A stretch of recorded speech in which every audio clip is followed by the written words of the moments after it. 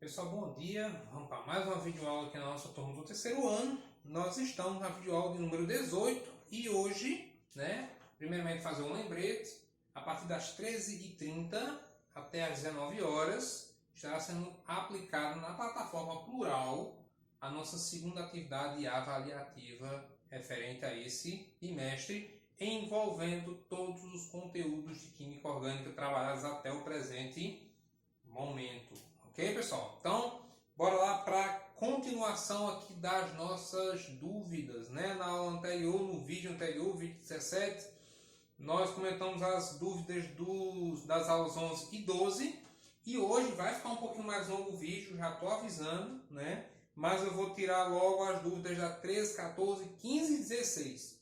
Eu preferi montar um bloco só do que dividir em dois vídeos, então vamos tentar correr aqui para não ficar um vídeo gigante, Beleza, aulas 13 e 14. A Andresa e a Samela têm dúvida na questão 4 da aula 13. E é a seguinte a pergunta.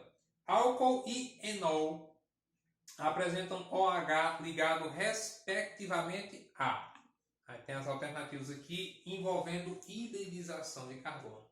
Bem, a questão fala de álcool e enol, que são duas funções oxigenadas compostas pelo mesmo grupo funcional, que é o grupo OH, grupo hidroxila ou oxidrilo. O que acontece então? Qual seria a diferença entre as duas funções, já que o grupo funcional é o mesmo? É a conexão ou o carbono ao qual ela está conectada, Então, no caso do álcool, o carbono onde o OH está é um carbono saturado e no caso do enol é um carbono insaturado por uma ligação dupla. Sendo assim, nós afirmamos que esse carbono aqui é um carbono do tipo sp3 e esse carbono aqui é um carbono sp2, hibridização de carbono, conceito introdutório da química orgânica, junto com as ligações, classificação de carbono, classificação de cadeia. Nós temos as hibridizações sp3, sp2 e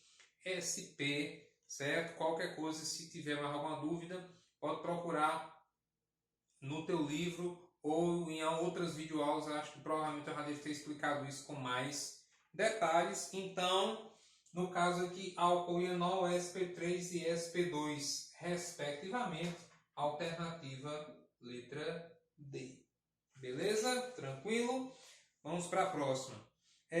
O Gustavo, ele não faz necessariamente uma pergunta, ele faz um comentário. Ele diz assim, que num dos vídeos anteriores eu fiz uma pergunta a respeito das fontes de energia.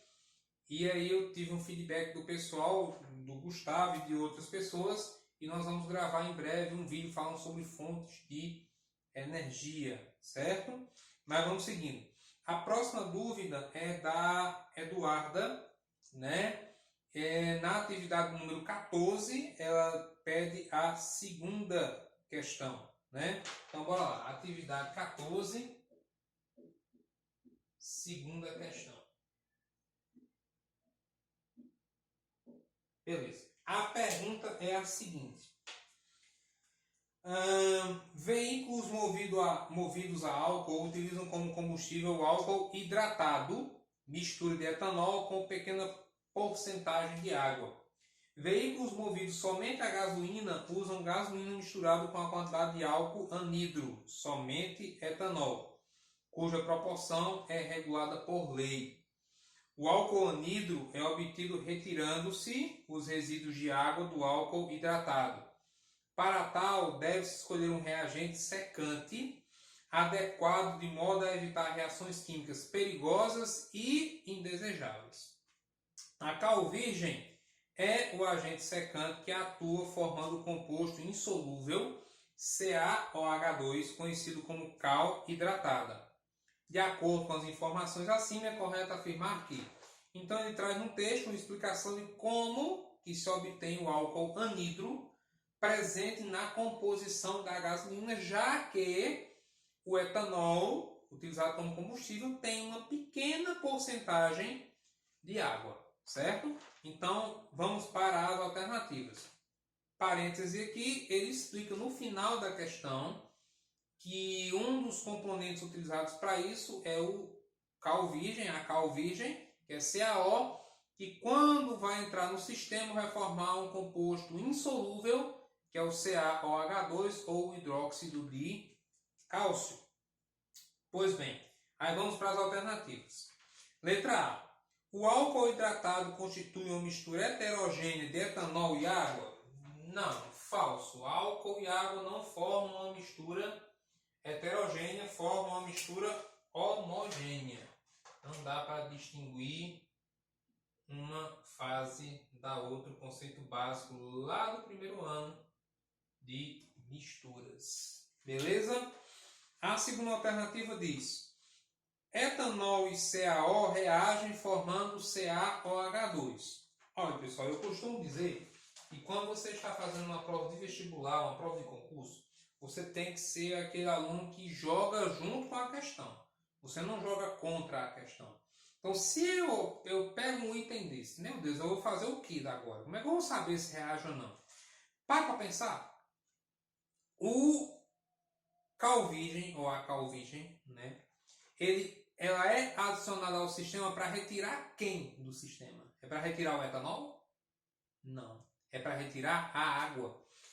Então, pessoal, subentende-se que a cal virgem não vai reagir com o etanol. Ela vai reagir com quem? Com a água. Então, por aí, eu já descarto a alternativa. O etanol e o CaO reagem formando CaOH2. Não, de forma nenhuma. A reação da cal virgem é com a água.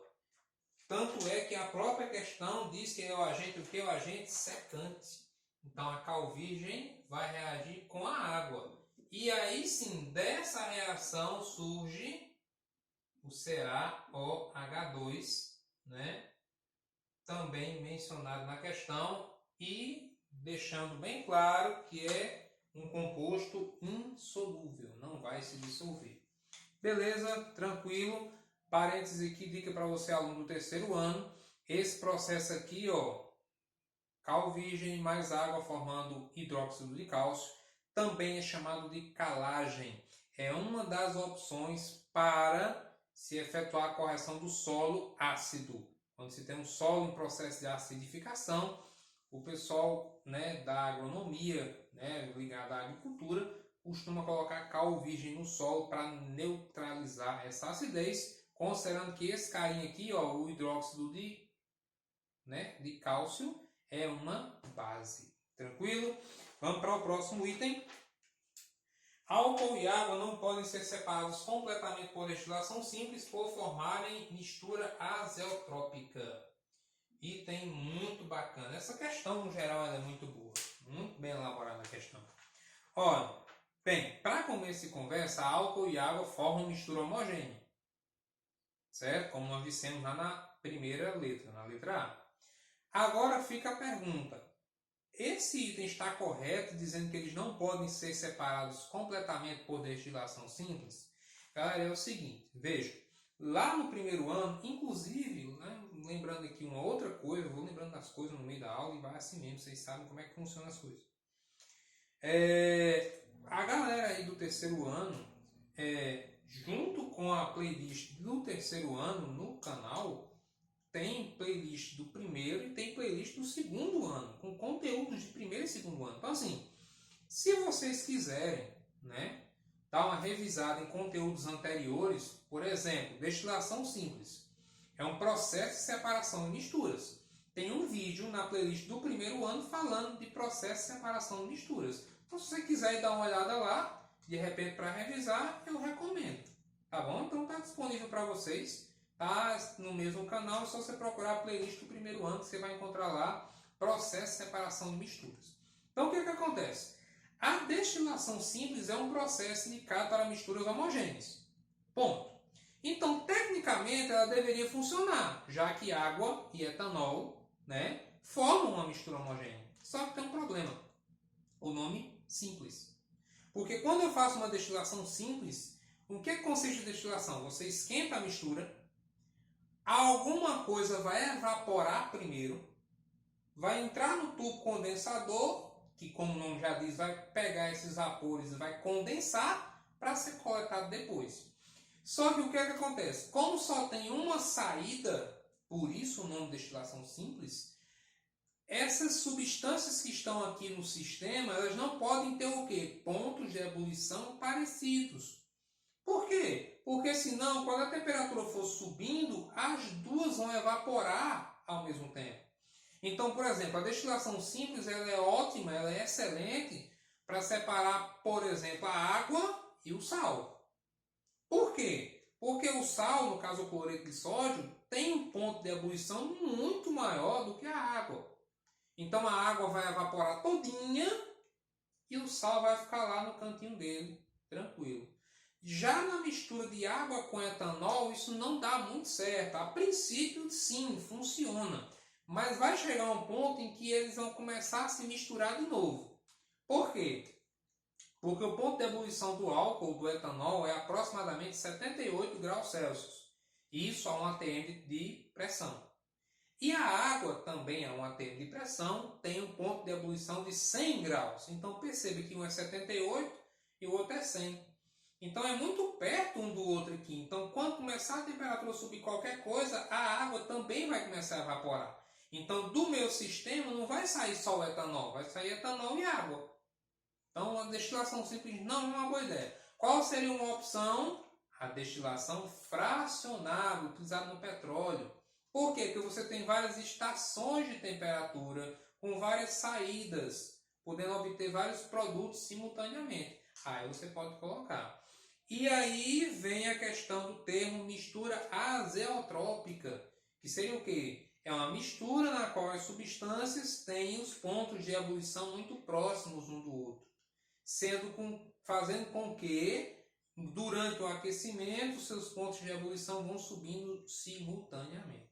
Certo? Então, resumindo, não dá para separar água e etanol por destilação simples. Por quê? Porque os pontos de ebulição dos dois são muito próximos um do outro. E, na verdade, a alternativa está me dizendo isso. Né? Ela não está afirmando, não. Ela está exatamente negando, sendo, portanto, a nossa resposta. Letra D diz: CaO e CaOH2 são totalmente solúveis no etanol? Galera, não tem o que discutir. A própria questão já diz que o hidróxido de cálcio é insolúvel. O CaOH2 é insolúvel. E a letra E: a mistura de CaOH2 e etanol é homogênea? De novo, não, porque se o CaOH2 é insolúvel, ele não vai dissolver. Então a mistura vai ficar heterogênea. Mistura heterogênea. Aqui é insolúvel. Anotando aqui que está errado. E aqui é heterogêneo.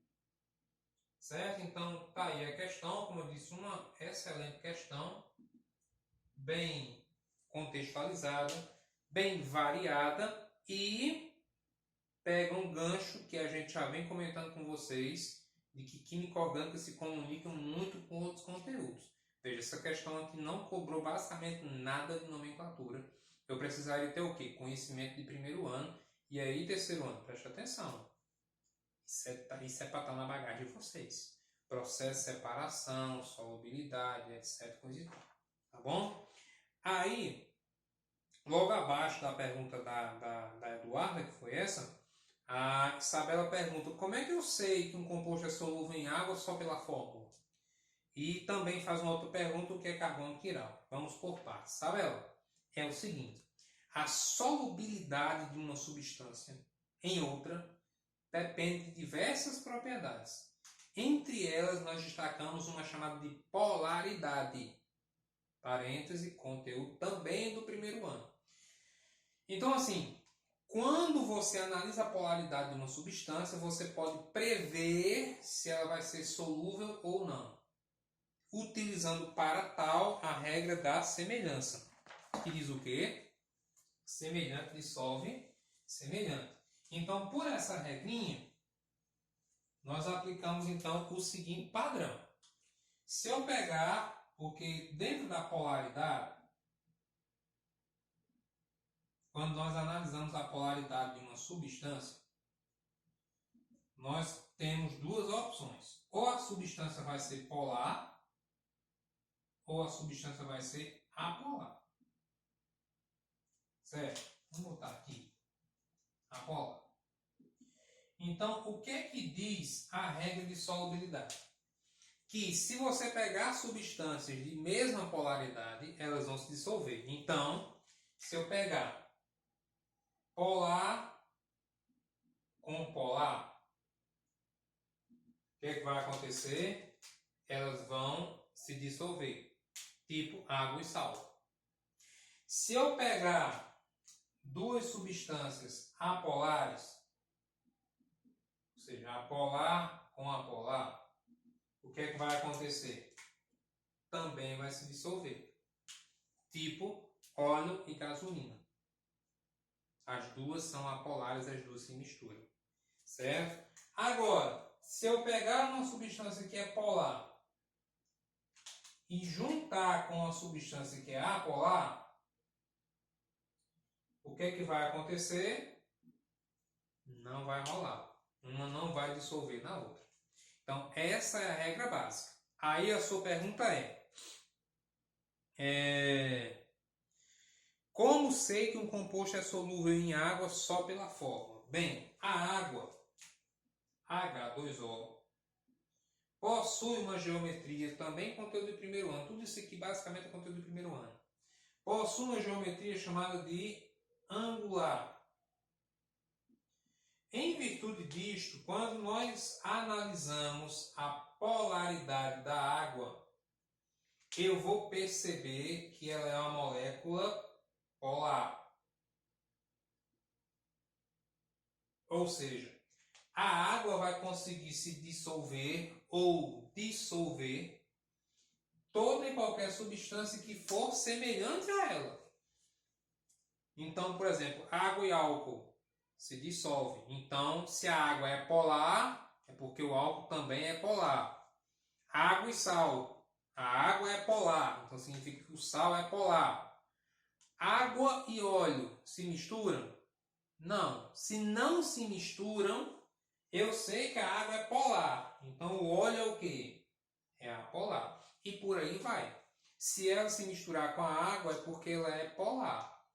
Se não se misturar é porque é apolar. Certo? Paulo, isso dentro de química orgânica a gente sabe como. Olha, no geral, nós vamos trabalhar isso um pouco adiante, propriedades dos compostos orgânicos. Mas, no geral, dentro da química orgânica, o que é que a gente faz? A gente faz a seguinte separação. Na orgânica, isso repite, em linhas gerais, tá, pessoal? Depois a gente trabalha isso com mais calma. Na orgânica, quem são os compostos apolares? Quem é que vai estar do lado apolar? Basicamente, os hidrocarbonetos. Beleza? Então, todo hidrocarboneto é apolar. Paulo, e quem vai estar do outro lado? Quem vai ser polar? É aqui que está o detalhe. Você pode jogar basicamente o restante. Álcool, fenol, enol, aldeído, ácido carboxílico e vai-se embora. Éter. O que vai acontecer, e preste muita atenção, é que algumas funções são mais polares do que outras. Então vão existir substâncias mais solúveis e menos solúveis.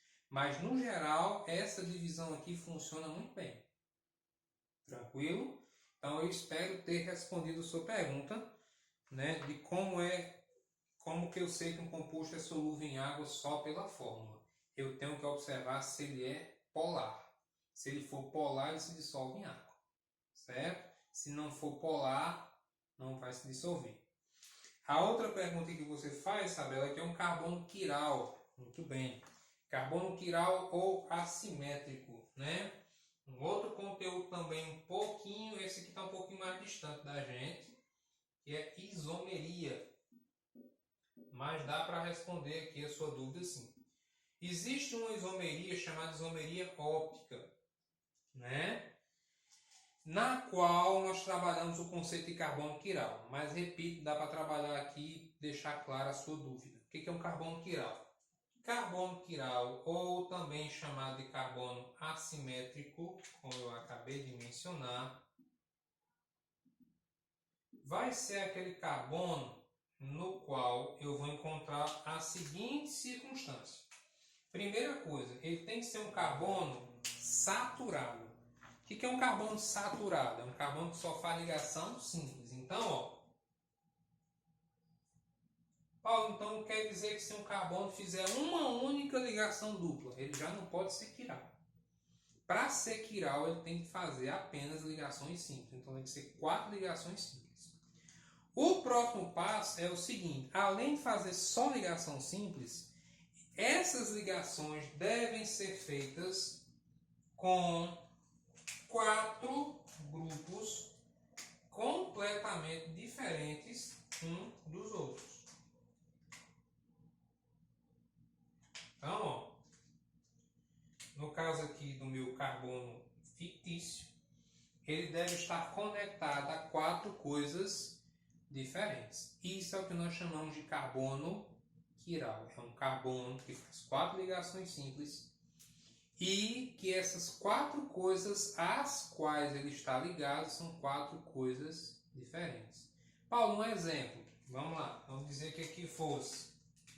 Vamos criar aqui um CH3. Vamos dizer que aqui fosse um OH. Vamos dizer que aqui fosse um Cl. E vamos supor que aqui fosse um grupo, que eu não sei mais qual cor estava lá em cima, tudo bem.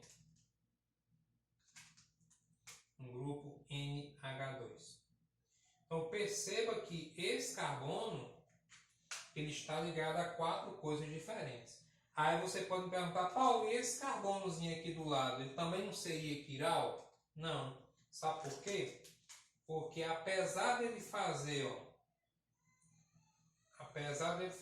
só ligação simples também, observe que os grupos aos quais ele está ligado são iguais. Então, esse carbono aqui, ele é quiral. Esse aqui não. Certo? Também espero ter tirado a tua dúvida. Beleza. Bora lá. E vamos cuidar que nós já estamos caminhando aí para quase meia hora de aula. Tudo bem. Vamos para as aulas 15 e 16 agora. O Davi menciona que está com dificuldade na nomenclatura de aldeído e ácido carboxílico. Davi, eu acredito que nas próximas questões que eu vou fazer, deve aparecer nomenclatura de ambas as funções. Caso não apareça, aí eu posso fazer um exemplo de cada um, pelo menos para tentar te ajudar. Tá certo? A Vitória diz que tem dúvida em uma questão, né, que faz uma relação entre nomenclatura e massa. E essa mesma questão que a Vitória está com dúvida é a questão que a Isabela pergunta. São 2 questões que ela faz que tem dúvida na lista número 15, que são as questões 5 e 6 da lista número 15. Então vamos resolver. Para isso, nós vamos primeiramente abrir espaço aqui na nossa lousa. Beleza. Então, bora lá. Cadê? Pronto. É a questão número 5 da aula 15. 5, aula número 15, que é a dúvida também da Vitória e da Isabela. A pergunta é o seguinte: o ácido monocarboxílico de massa molecular igual a 88, que apresenta cadeia acíclica e ramificada. Então vamos por partes. Primeiro, ele diz que é um ácido monocarboxílico. Então, ele é um ácido carboxílico que tem um grupo funcional. Então, obrigatoriamente, meu povo, esse composto vai precisar ter o quê? Esse grupo aqui, que é o grupo carboxila. Ponto. Primeira coisa, tem que ter esse grupo aí. Segunda coisa, ele diz que é um ácido que tem massa molecular de 88 gramas por mol. No caso, massa molar, né, para falar o termo correto. Além disso, ele tem que ter uma cadeia acíclica e ramificada. E aí ele coloca os nomes, né, nas opções. Pessoal, repito, quando a gente está fazendo uma prova de vestibular ou uma prova de concurso, você tem que jogar junto com a questão. Então vamos por partes. Primeiro, eu sei que ele é um ácido carboxílico. Se ele é um ácido carboxílico, o nome dele vai terminar com o quê? Qual o sufixo do ácido carboxílico? É oico. Olhando para as alternativas, isso não me ajudou muito, porque todas elas terminam com oico. No entanto, vamos aqui com calma. No entanto, ele tem que ser um ácido de cadeia acíclica, que é a mesma coisa que o quê, pessoal? Que cadeia aberta. Então, nas alternativas, eu já consigo destacar, descartar, eliminar um item, que é o ácido benzoico, que seria o ácido do benzeno. Então, a letra C eu já descartei, porque a cadeia tem que ser o quê? Aberta. Cadeia ramificada seria o quê? Cadeias que têm grupos substituintes. Então, eu preciso encontrar no nome do composto algum radical. Então a letra A já está descartada, não tem radical no nome. A letra D já está descartada, não tem radical no nome. Ficaram apenas as letras B e E, que é o metilpropanoico, a letra B, e o metilbutanoico na letra E. Então o que eu vou fazer agora? Eu vou desenhar os dois, calcular a massa e ver qual dos dois é a minha resposta. Vamos lá, metilpropanoico. Metilpropanoico. A letra B vai o primeiro a analisar. Metilpropanoico. Atenção aí para o Davi que perguntou das nomenclaturas. Se liga aí. Ó, primeira coisa que eu já tinha mencionado é oico, porque é ácido. Prop são 3 carbonos. Como eu já tenho um, eu vou só colocar mais quantos? Mais 2. Além desses dois, eu vou botar um radical o quê? Metil. Atenção, atenção, se liga aí. Onde é que eu vou botar esse metil? Eu posso botar esse metil, por exemplo, aqui, meu povo? Não, não posso. Sabe por quê? Porque se eu botar aqui, essa cadeia torna-se uma cadeia só. Então, e é por isso que não tem numeração. O metil ele vai ter que entrar aqui, ó. O radical metil. O que é que está faltando para completar a minha cadeia? Os hidrogênios. Então vamos completar. Aqui são 3, aqui só 1 e aqui são 3. Vamos contar? Bora lá. Como é que fica? Como é que fica? Isso, vem para cá. Aí, bem. Como é que fica a minha fórmula molecular? Fica assim. Carbono, 1, 2, 3, 4. Hidrogênios, 3, 6, 7, 8. E quantos oxigênios? 2. E como é que eu vou saber se isso é a minha resposta ou não? Ué, vamos calcular a massa. Como é que eu faço para calcular essa massa? Conceitozinho básico também lá do segundo ano, que às vezes é trabalhado também no primeiro ano. Então, ó, como é que eu vou fazer isso aqui? A fórmula é essa. Lembrando, o carbono 12, o H é 1 e o O é 16. Então vamos calcular. Vai ficar o quê? Lembrando, esses números aqui de baixo indicam a repetição, né? Quantos átomos nós temos. Então vai ficar o quê? 4, que multiplica a massa do carbono, que é 12, mais quantos hidrogênios? 8. Massa do hidrogênio, 1. Mais quantos oxigênios? 2. Vezes a massa do oxigênio, que é 16. Então, fazendo aqui as contas, 4 vezes 12, 48, mais 8 vezes 1 é 8, e 2 vezes 16, 32. 48 com 8 dá 56, 56 com 32 dá quanto? 88 gramas por mol. Bateu certinho no valor que a questão indica pra gente. Logo, a nossa alternativa correta é a letra B. Tá certo? Questão muito bacana, questãozinha tranquila de fazer, mas que cobra da gente aí alguns conceitos a mais. Beleza, pessoal? Então, bora lá. Vamos cuidar.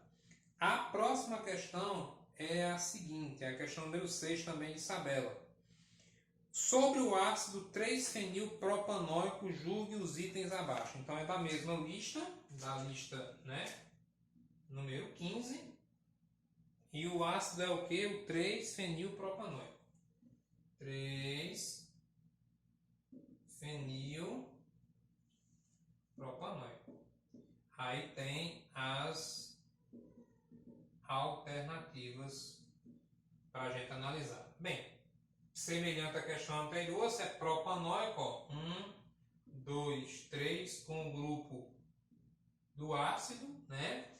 E perceba que dessa vez tem a numeração fenil, 3-fenil, né? Por quê? Porque como é um radical aromático, se é fenil, qual é o radical? É o próprio benzeno, né? É o radical do benzeno. E ele está indicando no 3 para dizer, ó, é no carbono 1, 2, 3, no terceiro carbono. Então a primeira alternativa é a seguinte, possui forma molecular tal. Olha, pessoal, no geral, eu costumo indicar para meus alunos assim. Se for uma questão de marcar, somente de marcar verdadeiro ou falso, e só tem uma correta, eu costumo deixar as opções que têm forma molecular por último. Por quê? Porque geralmente são opções que tomam muito tempo. Então a dica é, você está respondendo uma questão objetiva, só tem uma certa, ou só uma errada que é para marcar, não sei, só tem uma alternativa para marcar. Você deixa de forma molecular por último. Nesse caso aqui não dá para deixar por último, por quê? Porque é um de verdadeiro ou falso. Então bora embora, vamos lá. Tem a fórmula lá, vamos fazer a nossa. Primeiro, o benzeno, eu já mencionei para vocês em outras aulas, que a fórmula dele resumida é C6H5. No caso do fenil, né? O benzeno é C6H6. No fenil fica C6H5, porque você tira um H para fazer a conexão. Então vamos contar. A fórmula fica C quanto? 6, 7, 8, 9. H, 5, 7, 9, 10. E oxigênio, 2. Então, vamos conferir a primeira alternativa, C9H10O2. Então, a primeira afirmativa, ela está corretíssima. Beleza? A segunda afirmativa diz assim, possui 3 átomos de hidrogênio ionizáveis. Conceito lá do primeiro ano. Hidrogênio ionizável é o quê? É o hidrogênio que vai ser liberado pelo ácido. Como é que eu vou saber isso? Bem, no nosso caso, quantos grupos ácidos nós temos? Só temos um. É novamente um ácido monocarboxílico. Portanto, eu não tenho 3 hidrogênios ionizáveis. Eu só tenho um. Então, ó, só tem um hidrogênio ionizado. Falso. A próxima diz assim, possui um átomo de carbono quaternário. Olha, galera, olhando assim, de cara, você já percebe que não tem um carbono quaternário. Por que falo de cara? Porque você não tem, né, nenhum carbono que faça 4 ligações com outro carbono. Por mais que você diga, aí no anel aromático aqui, não, pessoal, no máximo que eu vou ter é um carbono terciário aqui, ó. Esse carboninho aqui é terciário. Mas quaternário eu não tenho nenhum. Não é um composto aromático. Falso. É um composto aromático. Agora, se ele dissesse assim, é um hidrocarboneto aromático, aí realmente não é, né? Mas quando ele diz que não é um composto aromático, ele é sim um composto aromático. Tá certo? E por último, é um composto saturado? Não. Não é um composto saturado. Por quê? Exatamente por conta do benzeno, que tem aqui no círculozinho as ligações duplas. Então, também não é só a primeira que estava verdadeira. Tá bom? Muito bem. Vamos agora para a próxima dúvida. O Davi, também outra pergunta do Davi. Como eu vou saber se um composto é um éter? Davi, a dica que eu te dou, primeiramente, é a seguinte. Éter e éster, que foram temas aí, os temas da aula 16, são as únicas funções heterogêneas. Então, você começa por aí, cara. Éter é uma função de cadeia heterogênea. A segunda dica é, no caso do éter, qual é o grupo funcional? Que nós até mencionamos na aula. Eu preciso ter essa situação aqui, Davi, ó. Eu preciso ter um oxigênio entre dois carbonos. Ponto. Esse é o grupo funcional do éter. Simples assim. Se tiver um outro oxigênio, como eu expliquei também no carbono vizinho, aí vai ser um éster. Éter é só um oxigênio. Tá bom? Bora lá. Próximo, a Eduarda, né? Disse que ficou com dúvida nas questões 2 e 3 da lista 16. Então vamos lá. Dá para fazer, acho que é aqui, a primeira, né? Pelo menos. Questão 2 da lista 16. O que é que diz a questão número 2 da lista 16? O etox etano, o éter comum, usado como anestésico em 1842, foi substituído gradativamente por outros anestésicos em procedimentos cirúrgicos. Atualmente é muito usado como solvente apolar nas indústrias, em processos de extração de óleos, gorduras, essências, entre outros.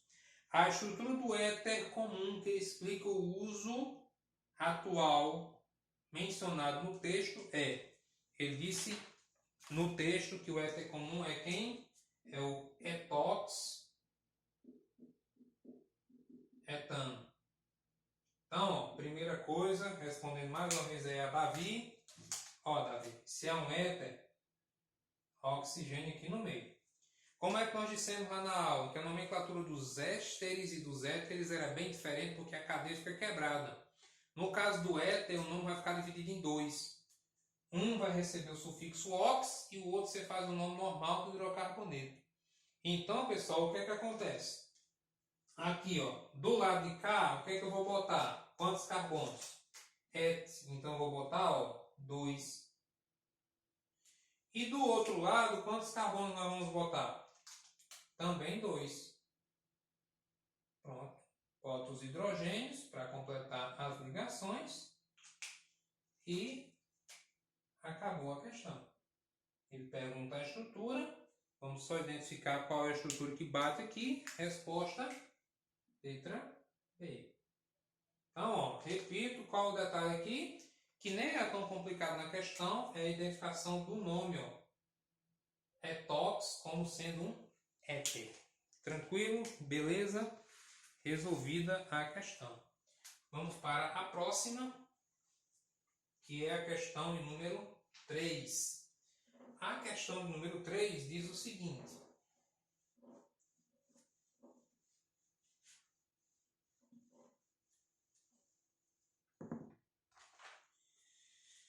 O difeniléter ou fenoxbenzeno apresenta forma molecular igual. Então, estamos na questão número 3 da mesma lista. O composto é o difeniléter ou fenoxbenzeno. Fenoxbenzeno. De novo, a estrutura aqui ela é tranquila de fazer. Primeira coisa, terminou aqui com ox. Terminou aqui com ox, não tenho que pensar, é um éter. De novo, quem vai estar do lado de cá? É o radical fenil. Vamos botar o radical fenil aqui. E quem vai estar do outro lado? O benzeno, que é exatamente a mesma estrutura. Um sendo radical e o outro sendo o composto principal. Beleza? Fórmula molecular, de novo o mesmo macete.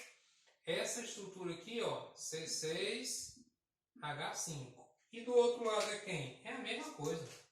C6H5. Fórmula molecular, é só juntar os dois, né? C12H10O. O que vai me dar C12H10O, letra C. E, por último, tem a pergunta aqui de Isabela, né? Nomenclatura de ésteres e éteres. Bem, nomenclatura de éter, eu acho que ficou bem revisado, né? Nós fizemos várias questões de éter. E ésteres, vamos fazer um exemplo, né? Aproveito e faço um exemplo também de aldeído, atendendo a pergunta de Davi lá na aula número 15. Não é isso? Muito bem.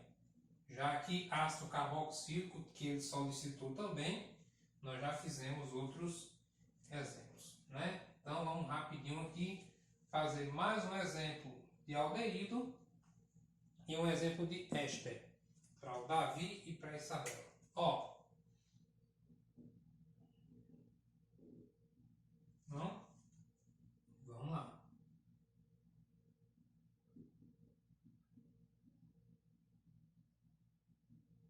Beleza. Primeira coisa, qual o composto aqui? É um aldeído. Estrutura simplificada, vamos tomar cuidado porque isso aqui é a mesma coisa disso aqui. Então nós temos aqui um aldeído. Cadeia principal vai ter que incluir esse carbono obrigatoriamente, então eu posso ir tanto para a direita como para a esquerda, lembrando que eu não posso pegar essa cadeia, considerando que o grupo funcional está aqui embaixo. Então, ó, cadeia principal está aqui. Numeração vai partir do grupo funcional, na extremidade. Grupos substituintes nós temos, que são eles, né? Nós temos aqui um grupo metil e um grupo etil, ambos localizados no carbono de número 2. Sendo assim, o nome vai ficar como? Seguindo a regra, né, da ordem alfabética. 2, nome do radical etil. Neste mesmo carbono nós temos um outro grupo substituinte, que é o grupo metil. E, por fim, a cadeia principal tem 4 carbonos, but, ligação simples AN, e como é um aldeído, a terminação é al. Lembrando que no caso dos aldeídos e ácidos carboxílicos no geral, o grupo funcional não precisa de numeração porque ele está na extremidade. Tá certo? E aí, para encerrar, até porque a gente já vai caminhando aí para quase 1 hora de videoaula, né? 40 e bolinha de minutos. Vamos fazer aqui um exemplo de éster. Ó. O que acontece no éster? Vamos relembrar. Eu tenho que pensar na origem dele. Um éster é originado a partir de um ácido carboxílico e de um álcool numa reação de esterificação. Então a primeira coisa que eu faço é, vamos separar o pedaço que veio do ácido. Esse pedaço aqui vai receber o primeiro sufixo, que é o sufixo ato. O segundo pedaço recebe um outro sufixo, que é o sufixo ila. Sendo assim, o nome deste composto fica 4 carbonos, but, ligação simples AN. Lembrando, isso é um derivado do ácido butanoico. Então vai ficar butanoato.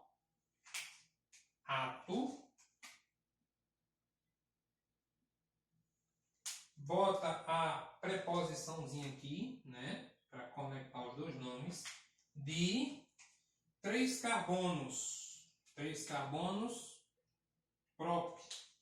Atenção, atenção. Pode acontecer, não vou dizer a você que vai sempre acontecer, mas pode acontecer o seguinte, ao invés de só o próprio, vou botar até em parênteses aqui, pode vir o N, para indicar o quê? Que a conexão está no primeiro carbono. Prop e a terminaçãozinha ila. Então fica butanoato de N-pro-ila. Tá certo, pessoal? Então assim, eu espero ter sanado a grande maioria das dúvidas. Repito, para você ver, hoje a gente correu muito, fez muita questão e mesmo assim já vai estourar quase 1 hora de aula. Então não dá para fazer necessariamente todas as questões. Certo, pessoal? Eu espero ter ajudado. Peço desculpas pelo tempo de vídeo, mas eram muitas perguntas e a atividade avaliativa já é hoje, não tem outro dia para postar. Então, fiquem bem e até a próxima, se Deus quiser.